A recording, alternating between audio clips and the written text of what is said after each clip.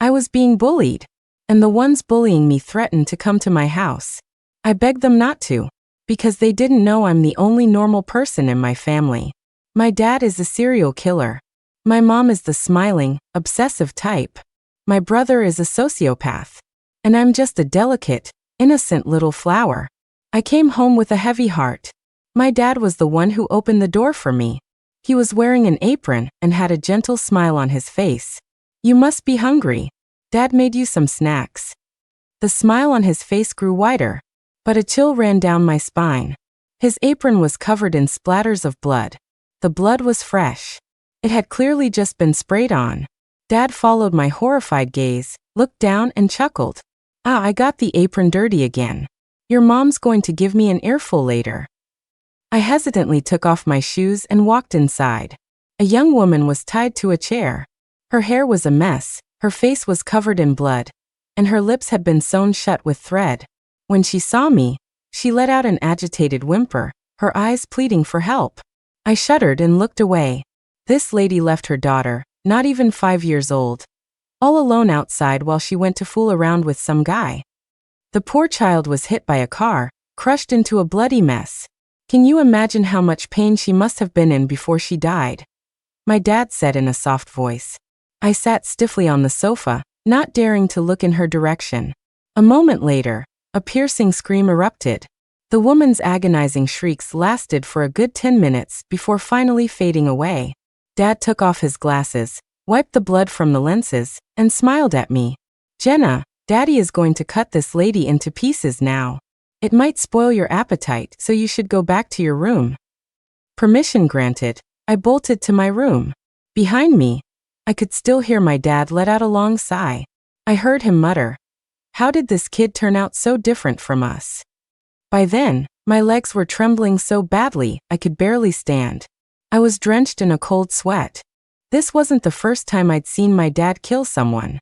The first time he did it in front of me, I was only 5. As I watched in terror, my dad slit a man's throat. He said the man had abused his wife for years, driving her to jump off a building to her death. But the man never faced any consequences. So Dad decided to punish him personally. I took a deep breath, struggling to calm down. But what I was most worried about was tomorrow night. The kids who bullied me every day were coming to my house. Just thinking about their faces made my stomach twist in knots. I had begged them so many times not to come, but they just grabbed my hair, slapped me a few times, and laughed, saying they wanted to see what kind of family could raise a roach like me. But they had no idea. No one who has ever been to my house has ever left alive. There was a knock on my door. I opened it to find my mom standing there. Mom has a beautiful, harmless-looking face, but only I know how terrifying she really is. She smiled and stared at me. Take off your clothes. Mom. I looked at her, almost pleading. But I still took off my clothes, my hands trembling, revealing a body covered in scars and bruises, big and small. Who did this? Mom's smile grew wider. But only I knew that meant she was furious. And when she gets angry, she likes to do terrible things. When I was 5, a boy in kindergarten pulled out a handful of my hair. The next day he disappeared. The news said he accidentally fell from a building and died. But only I recognized the lollipop clutched in his hand before he died. It was the brand Mom always bought for me. In elementary school, a teacher assumed I was from a poor family and would constantly make snide remarks. When my classmate and I were on cleaning duty, she would always give me the dirtiest, most difficult tasks. The teacher just laughed and laughed when she saw me trip and fall in the bathroom, struggling with a heavy bucket of water. I didn't dare tell my family. I hated that teacher, but I didn't want my family to do something bad even more. But my perceptive mother found out anyway. Not long after, I saw the teacher's death on the news. She had been tortured and killed by a group of thugs on her way home one night. Both her arms and legs had been broken. When I saw the photos of those thugs, my blood ran cold, because I had clearly seen my mother laughing and talking with them near our house. My mother's cold fingers traced the wounds on my body. I was pulled back to the present with a violent shiver. Mom sighed softly. Sometimes I really wonder if you're my child. I looked at her face and said nothing, because I knew that I wasn't their biological child. I've always been soft-hearted and quick to cry. I remember when I was little, the cat I was raising ran out when I opened the door. By the time I found her, she had been tortured by someone and was barely alive. One of her legs had been sawn off, and one of her eyes had been gouged out. I cried until I couldn't breathe. My brother couldn't stand it. He said to me coldly, "You don't want it to keep suffering, do you?" I nodded through my tears. The next second, I saw my brother snap the little cat's neck. The sound of the bone breaking was sickeningly clear, but I clearly remember the corners of his mouth were turned up in a slight smile. Later, Dad checked the security footage and saw that the cat had been tortured by 2 boys from our neighborhood. We went to find the boys' parents. They just said dismissively, "It's just a stray, right? How much? We'll pay you for it." Call the police? Don't be ridiculous. Our kids are only 14. And honestly, it was your fault for letting the cat out. I haven't even said anything about your cat scaring my kid. The boy peeked out from behind his mother, a smug, nasty grin on his face. "Mom, the cat scratched us first. Did you hear that? I haven't even asked you for money, and here you are coming to us. Who knows if your cat has rabies?" The woman snorted. I was so angry that tears started streaming down my face. I saw the security footage. They deliberately stepped on Mimi's tail. That's why she scratched them. The boy wasn't the least bit guilty. Who said it was on purpose? It was an accident. Cats that scratch people should be put down. I was so mad I rushed forward to argue with him, but his mother shoved me to the ground. My brother helped me up and said lightly, "She's right. You have to put down vicious animals that scratch." His voice was laced with an extreme, bone-chilling coldness. My parents didn't say a word. They just watched the woman and her child with smiles on their faces. The woman had probably never met parents like mine before, who didn't argue back or even change their expressions. She shooed us away, looking a little flustered. A few nights later, I woke up crying and went to the kitchen for some water. The front door opened. I saw my brother walk in. In the darkness, his face was obscured. I smelled the faint scent of blood. His jacket was stained with a startling splash of crimson. "Bro, what were you doing?" I asked, trembling, even though a terrifying thought had already formed in my mind. He grinned. "I was just dealing with some vicious animals that scratch." The next day, a lot of police cars showed up in our neighborhood. It turned out that last night, those 2 boys had been found with their stomachs sliced open, their intestines spilling onto the ground. This is my family. They seem to dote on me, to love me, but they terrify me. Mom squeezed my cheek. "What are you thinking about?" "I was just talking. You're the precious baby I carried for 10 months. Jenna, I found a letter for you in the mailbox." Mom took out an envelope. Confused, I opened it. My pupils contracted, and my whole body convulsed. Inside was a photograph. In the picture, I was on the ground like a pathetic dog, with someone's foot on my stomach. The people who bullied me were pouring glue on my head. They were laughing so hard. I still remember what they said. "A bitch doesn't deserve such pretty hair." I could almost feel the pain of the high heel digging into my stomach all over again. On the back of the photo, a sentence was written. "We're so excited to come to Jenna's house and see how the bitch's family lives." At the end, there was a cute little smiley face drawn. Cold sweat beaded on my forehead, and I instinctively tried to hide the photo behind my back. But Mom didn't give me the chance. She easily snatched the photo from my hand. I watched her, my stomach in knots. The expression on her face didn't change at all. She still wore that faint smile. "Jenna, are these bruises from them? And when you cut your hair short without telling me, was that because of them too?" I nodded nervously, trembling as I pressed my cheek against her hand. "Mom, please, I can transfer schools. We can tell the teachers. I'll tell them not to come. Don't hurt them." Like a pathetic little animal, I let out a weak plea to my mother.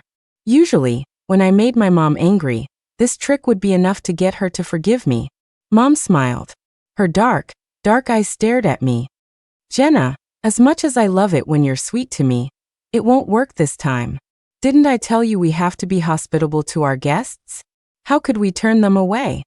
Mom lovingly stroked my face, whispering softly in my ear, We will be sure to give them the grandest, most unforgettable night of their lives. Hearing my mother's words, a chill crept through my body, bit by bit. That night, I had a nightmare. In my dream, I was 8 years old again.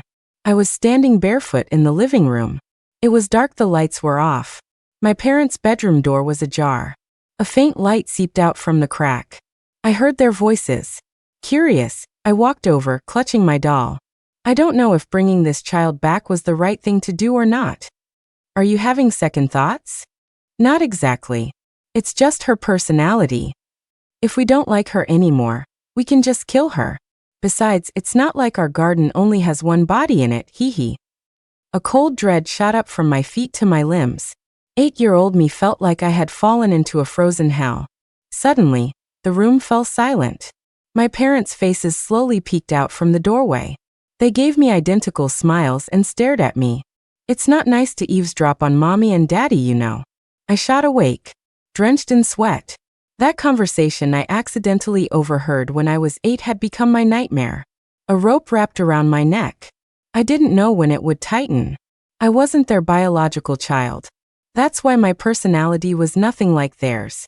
If mom and dad weren't happy one day, I would be killed. Just like all the people dad had killed, my throat slit, watching my own blood spray out, hopelessly waiting for death. Suddenly, out of the corner of my eye, I saw that my bedroom door was slightly ajar. I was shocked. I had locked it before going to sleep. A figure stood silently in the darkness. I recognized the outline of a pair of expensive, elegant leather shoes. Bro, I managed to stammer. My brother stepped out of the darkness. He was usually busy with work and rarely came home. I hadn't seen him in almost 3 months. He looked down at me, his handsome face unreadable. What are you doing back, bro? I forced a smile. In this family, my brother scared me more than my parents. Because every night he used to be home. No matter how many times I locked my door, I would wake up from a nightmare to find him sitting silently by my bed, staring at me without blinking. He raised his hand and stroked my ear. His fingers were cold. I shivered, trying to ignore the discomfort. But I didn't show any resistance. I knew that the more I resisted, the more excited he would get. Mom called me. She said your friends are coming over tomorrow, and that I absolutely couldn't miss it. My body slowly tensed, my back tightening. We have to welcome our guests as a family, right, Jenna? He chuckled softly and pinched my ear. And I missed you. My brother slowly took off his jacket. He sat on the edge of my bed, his eyes fixed on me, like a greedy viper. Why can't you hold your brother like you hold that little teddy bear? He whispered, his voice low and raspy. His voice was beautiful, with a unique hoarseness. But all I felt were waves of cold washing over me. Bro, I want to sleep. Can you leave? I whispered, my face pale. My brother stared at me for a long time. Finally, he placed a gentle kiss on my forehead. Good night then, Jenna. He got up and left the room. I clutched the blanket tightly, pulling it over my head and curling into a ball. I knew. He hadn't left. He was just pretending to leave, because a sticky, cold gaze was still fixed on me. When I woke up again, it was morning. I had somehow managed to drift off to sleep last night. I went to the bathroom and quickly washed up. The person in the mirror had a face that was too fragile, too pale. I took a deep breath and said to myself, no matter what, I have to stop them from coming over today. In the corner of the living room, there were several black trash bags, bulging and full. I could even smell a faint, fishy odor coming from them. A wave of nausea rose in my stomach. I didn't need to guess what was inside. But what confused me was that the number of bags seemed wrong. There were fewer than before. Jenna, come have breakfast. Dad made you some special pork congee. Dad, wearing his apron, beamed at me. On the table was a steaming pot of congee. The air was thick with the rich aroma of meat. My brother, dressed in a suit, was sitting at the table, elegantly spooning some congee into his bowl. I sat down, my face white, looking at the chunks of unnaturally vibrant red meat floating in the congee. This couldn't be. A terrible thought crossed my mind. My brother took a small sip of the congee and smiled faintly. Why aren't you eating, Jenna? The meat from young people is so much more tender than from the old. The next moment, I couldn't hold it back any longer. I ran to the bathroom and started to dry heave. I could hear my mom complaining in the living room. You stop teasing your sister. You know how sensitive Jenna is. This pork is fresh from the farmer's market this morning. Hearing my mom's words, I let out a sigh of relief and collapsed onto the floor. I turned my head, only to meet my brother's smiling eyes. I forgot. He loved seeing me like this. I refused a ride from our driver and took the bus to school, my mind in a daze. As soon as I walked into the classroom, those pairs of eyes I feared so much all locked onto me, like predators spotting their prey. I nervously walked to my seat and sat down. The moment I sat, I felt something was wrong. Muffled laughter came from behind me. I tried to stand up, but my skirt was stuck to the chair. Suddenly, there was the sharp sound of fabric tearing. All the students turned their heads. My skirt was ripped. No one laughed out loud, but the looks they gave me were full of open mockery. In an instant, my face turned deathly pale. Oh my, who poured glue on Jenna's chair and made her look so silly? Here, wear my jacket. Chloe came up to me, acting friendly, and gently wrapped her jacket around my waist. I flinched in alarm. Leo, get Jenna a new chair. A tall, burly boy with a crew cut responded cheerfully and quickly swapped my chair. But I saw the flash of malice in his eyes. All right, Jenna, class is about to start. Sit down, Chloe said, pushing me down without taking no for an answer. The next second, a piercing pain shot up from my thighs. I let out a short cry of pain, and cold sweat instantly broke out on my forehead. Chloe leaned in close, whispering in a voice only we could hear. You know, Jenna, back in the day, they used to have special punishments for bitches, but I figured this was easier. You should be grateful. The pain was so intense I couldn't speak, only gasp for air. The bell rang. Chloe went back to her seat. I could feel blood seeping through my clothes. Sticky warm. The homeroom teacher walked in. As I looked up, my eyes met hers. She saw my face, drained of color from the pain. But she quickly looked down and opened her textbook as if nothing had happened. Actually, it wasn't that I hadn't gone to the teacher. I told her. She said she would help me. That day, she even said she wanted to have a good talk with me after school. The teacher's expression seemed so sincere. Maybe I was too desperate, and I missed her slightly trembling hands and unnatural gaze. The teacher took me to a quiet private room, saying she wanted to talk to me properly there. But the moment I stepped inside, I saw Chloe and the others, their faces lit up with gleeful smiles. That day hurt. A lot. But I was used to it. In a daze, I started to laugh at myself. I knew Chloe's father was a powerful official who had donated a lot of money to the school. No one dared to cross her. The pain was becoming unbearable. I turned my head and saw a familiar figure flash past the window. I couldn't take the pain anymore. I shot up from my seat. My desk mate gasped. You're bleeding all over your clothes. Chloe spoke up immediately. Teacher, I think Jenna's on her period. I'll take her to the restroom. No, it's fine. I can go by myself. The teacher glanced at me and said coldly, just let Chloe go with you. Whispers filled the classroom. I heard Jenna's family is so poor they can't even afford pads. She just uses toilet paper. Ooh, so gross. No wonder there's so much blood. I opened my mouth to argue, but in the end, I just lowered my head and said nothing. Chloe's long, manicured nails dug into my arm. It hurt. Once we were far enough from the classroom, she dropped the smile and shoved me to the ground. I landed hard. Chloe looked down at me, her face expressionless. I looked up at her. When did it get like this? A chaotic mix of thoughts flashed through my mind. When I first transferred here, I wasn't bullied. Everyone was pretty nice to me. This was a private school. Maybe it was because I took the bus every day. Or maybe it was because I just didn't fit in.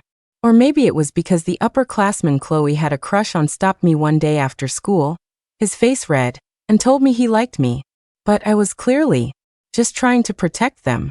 All the people who wanted to be my friend, who had confessed their feelings for me. One day, they would all just disappear. Because my brother would hold me tightly and whisper to me like a lover. I'm sorry, I was just so jealous. Why can they win Jenna's affection? But Jenna has never truly smiled at me. Suddenly, a sharp pain shot through my fingertips. Chloe's designer heels were digging into my knuckles. Jenna, I'm really looking forward to being a guest at your house tonight. You'd better be a good hostess. Make sure we have a great time.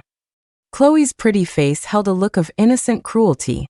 I looked at her for a long time, then finally forced a single, numb word from my throat. Okay. Chloe froze. She didn't seem to expect me to agree. But soon, an even nastier smile spread across her face. I can't wait. Yes, I can't wait either. After school, Chloe and her friends, afraid I'd run off, surrounded me on both sides. Outside the school gate, a white Maybach was parked. A tall man was leaning against the car door. The moment I saw him, my body instinctively flinched back. It was my brother. Jenna, I'm here to take you home, he said with a smile. I saw a flash of surprise in the eyes of Chloe and her friends. The smile on Chloe's lips widened. She whispered, Jenna, how come you never told me you had such a hot brother? I said nothing. Chloe walked up to him confidently and introduced herself. Hi, we're Jenna's good friends. My name is Chloe. Jenna invited us over to her house to play today. My brother raised an eyebrow and smiled. You're all very welcome. When I tried to get into the front passenger seat, Chloe subtly pushed me aside. Jenna, I'm not feeling well, and it's more spacious up front. Bro, can I sit here? Of course, my brother replied with a smile. His gaze slowly drifted down from Chloe's face to her bare, perfectly straight legs. A blush quickly spread across Chloe's face. Sarah nudged my shoulder and said with a malicious grin, Hey, looks like your brother's into Chloe. Yes, he was. Knowing him, he was probably already thinking about how he would dismember those legs. If he marries Chloe, you'll be family. You'd be so happy to have Chloe as a sister-in-law, Jenna. Sarah whispered in my ear. I knew she wanted to see me look scared, but she was wrong. I turned my head and gave her a reckless, desperate grin. Sarah froze. Chloe plopped down in the passenger seat, but she quickly shot back up with a scream. A spot of blood was spreading on her thigh. A single thumbtack was stuck in her leg. My brother put on a look of perfect surprise and apology. I'm so sorry, how did a thumbtack get here? Let me take you to the hospital first. Chloe's eyes were red with pain. She stared at my brother, her expression a mix of shock and suspicion. I suddenly remembered the shadow I'd seen flash past the window earlier, and my heart sank. He had been watching me all along. My fingers gripped my clothes tightly, and my eyes met my brother's in the rearview mirror. His eyes crinkled slightly, full of obvious delight. I quickly looked away. We took Chloe to the hospital. As the nurse cleaned her wound, she cried out in pain and instinctively grabbed my brother's sleeve. But she quickly let go in a panic. I'm sorry. It's okay. This was my fault, my brother said gently. Chloe smirked and turned to look at me triumphantly. My face was pale, my shoulders trembling slightly. Sarah lowered her voice. Hey, are you scared Chloe's going to steal your brother? No. That's not it. If only she could steal him away. Before my brother deals with his prey, his temper becomes unusually gentle. I was scared. A bone-chilling fear enveloped my entire body. In a daze, I saw the three of them before me turn into skeletons. From the moment they got in the car, they had lost any chance of survival. They ended up coming home with me after all. Leo looked around, whispering in shock. Jenna, your family isn't poor at all. Why do you take the bus to school every day? I thought you were some charity case if I had known. He didn't finish his sentence. I sneered inwardly. If you had known I was rich, you wouldn't have bullied me? Chloe's expression didn't change much. She politely greeted my parents. My mom made everyone a cup of coffee and smiled. I never knew Jenna had 3 good friends. She's never mentioned you. Leo probably didn't expect my mom to be so young and beautiful. His dark face flushed slightly. At that moment, he looked like a normal, innocent boy. I watched his reaction calmly. But I would never forget the cruel look on his face as he punched me in the stomach, over and over again. Leo took a sip of coffee. Then his gaze landed on the black plastic bags in the corner. Mr. and Mrs. Reed, what's in there? I nervously gripped my cup, my knuckles turning white from the force. My dad smiled slowly. What is it? Why don't you go see for yourself? Leo actually got up and walked toward the bags. My heart was in my throat, beating wildly. My parents' smiles grew wider. Leo opened one of the plastic bags. He covered his mouth. Ugh, it stinks. This meat is all spoiled. So gross. Leo backed away in disgust. Inside the plastic bag was a pile of bloody scraps of meat. A foul smell wafted out from the bag. Chloe and Sarah both wrinkled their noses, instinctively covering them. That's just some leftover scraps from the market. I was going to use it to feed the stray dogs in the neighborhood, Dad explained with a smile. I let out a small sigh of relief. Leo was closest to the bags. The smell made his face turn pale, and he kept backing away. Chloe suddenly spoke up. Mr. and Mrs. Reed, did you know Jenna has a fun nickname at school? My mom smiled. Oh, Chloe said, quickly and lightly, bitch. The atmosphere froze. She smiled, watching my parents. But my parents and my brother showed none of the reaction she wanted. They just looked at Chloe calmly, the smiles never leaving their faces. My mom even let out a small chuckle, as if she had just heard something amusing. If you're describing Jenna as a cute little puppy, that's quite fitting, Dad said cheerfully. The smile on Chloe's face began to look strained. Sarah and Leo looked at my parents like they were idiots. Sarah leaned close to my ear and whispered, "Are your parents brain dead or something? They can't even get such an obvious hint." Her voice wasn't that quiet, loud enough for everyone to hear. But my parents still acted as if they hadn't heard a thing. Annoyed, Sarah took a big gulp of her coffee. Suddenly, her expression changed. Sarah spit something out. Her eyes widened. "What is this? Why is there a human finger?" she screamed in terror. But everyone else just looked at her with frowns. "A finger? It's a human finger. Jenna's parents killed someone." Sarah shrieked, completely losing it. "Sarah, calm down. Take a closer look at what you spit out," I said calmly. Sarah, panting heavily, summoned the courage to look again. Her face turned ashen. How did it turn into a sugar cube?" "I swear I saw a finger," Sarah stammered. "A finger? Have you been watching too many horror movies?" Leo scoffed. I coolly glanced out the window. A patch of unusually vibrant flowers was growing there. I had heard that if you ground the flowers into a liquid and added it to food, it could make people hallucinate.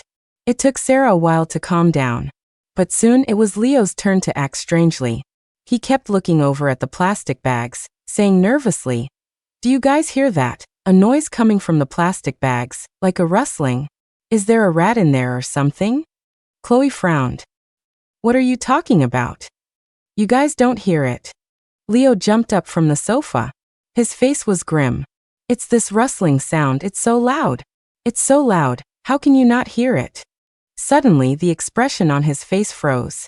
Leo looked as if he had seen something terrifying, a broken whimper escaping his throat.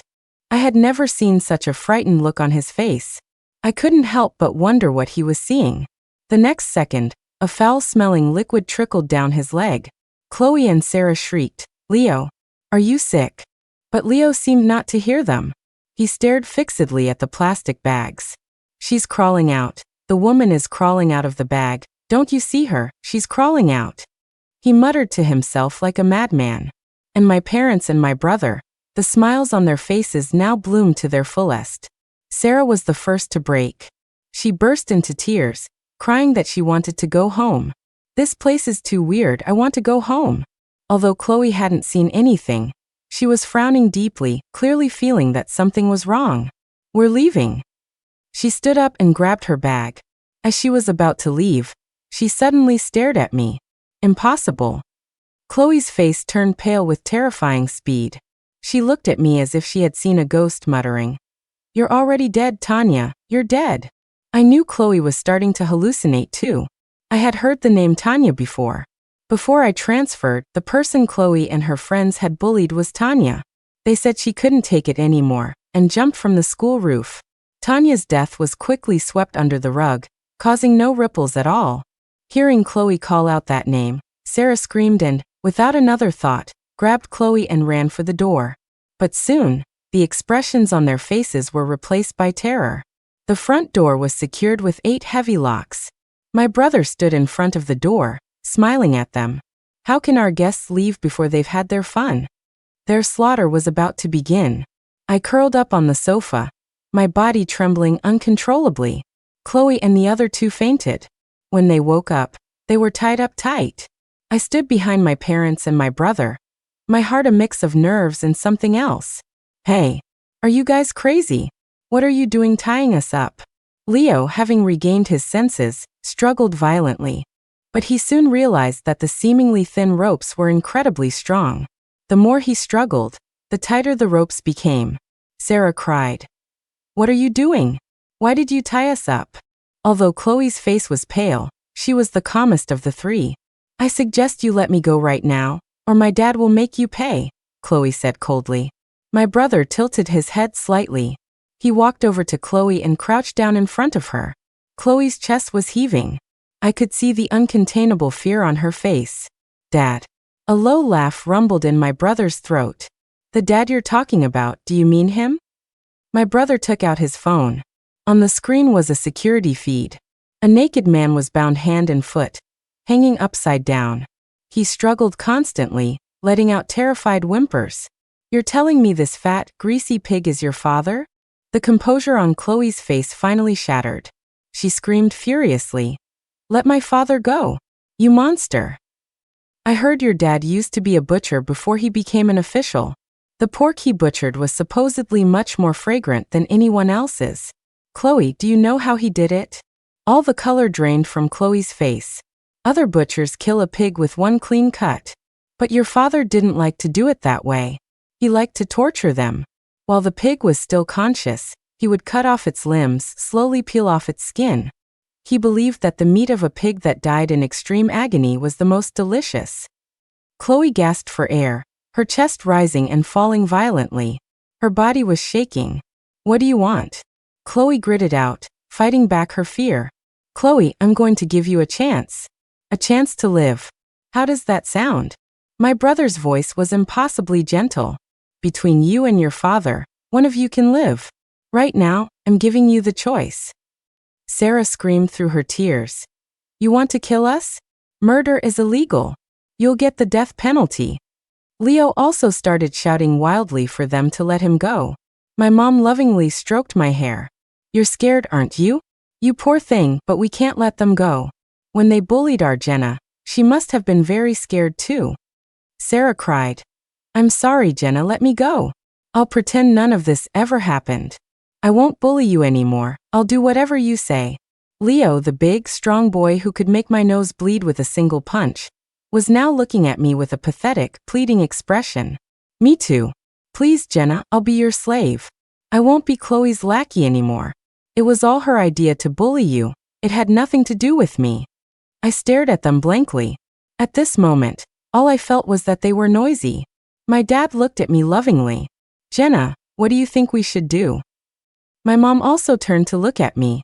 I dug my nails into my palms, as if only the pain could keep me calm. What should I say? What should I do? My heart was pounding. After a long silence, I heard myself say softly, you decide. The faces of the three of them, in that instant, lost their last trace of color.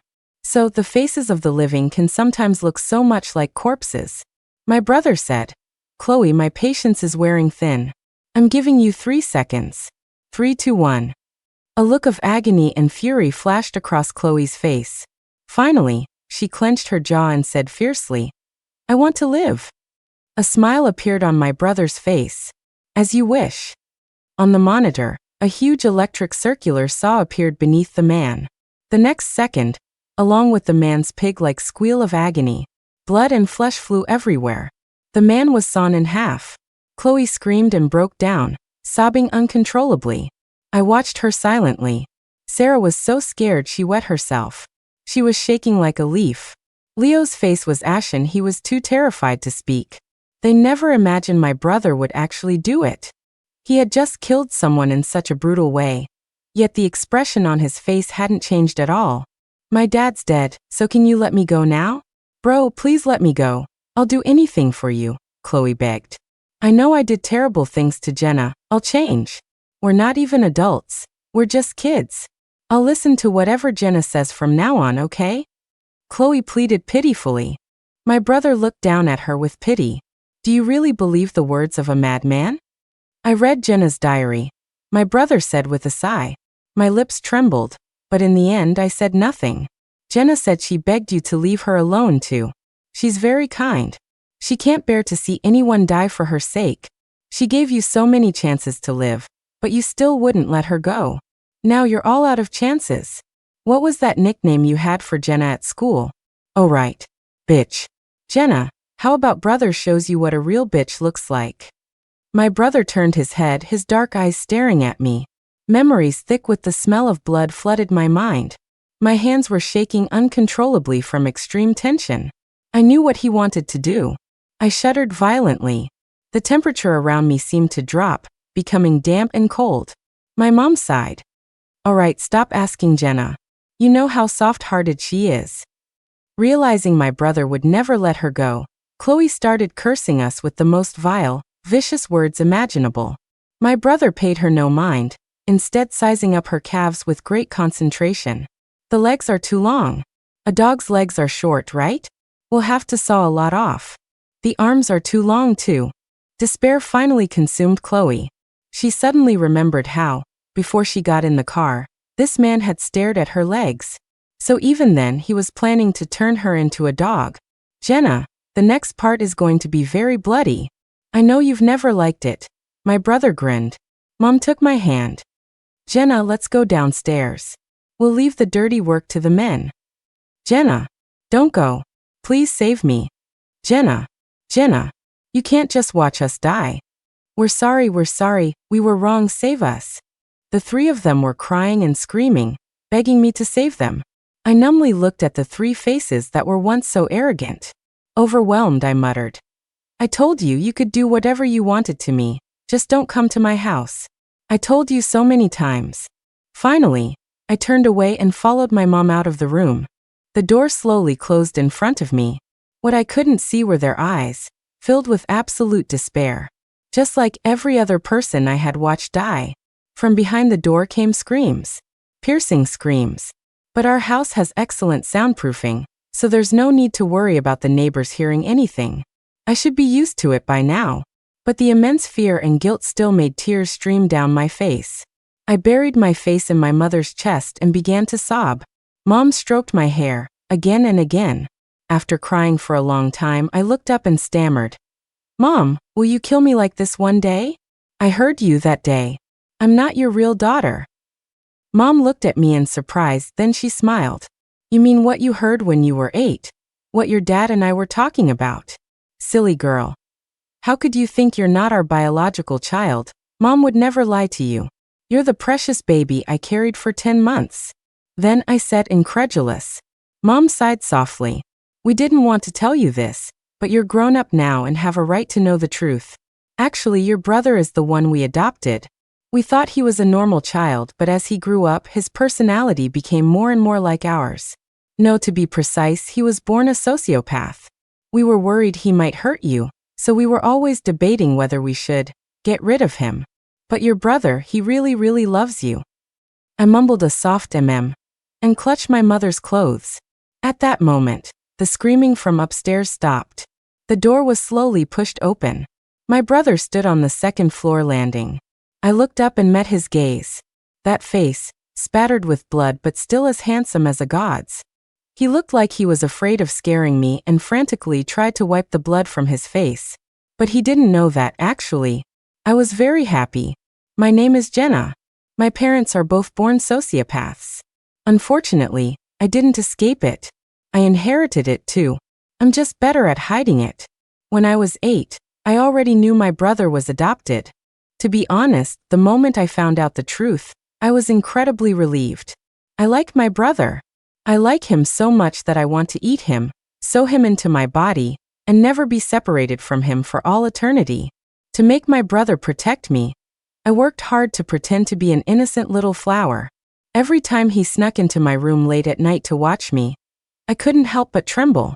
Not from fear, but from excitement.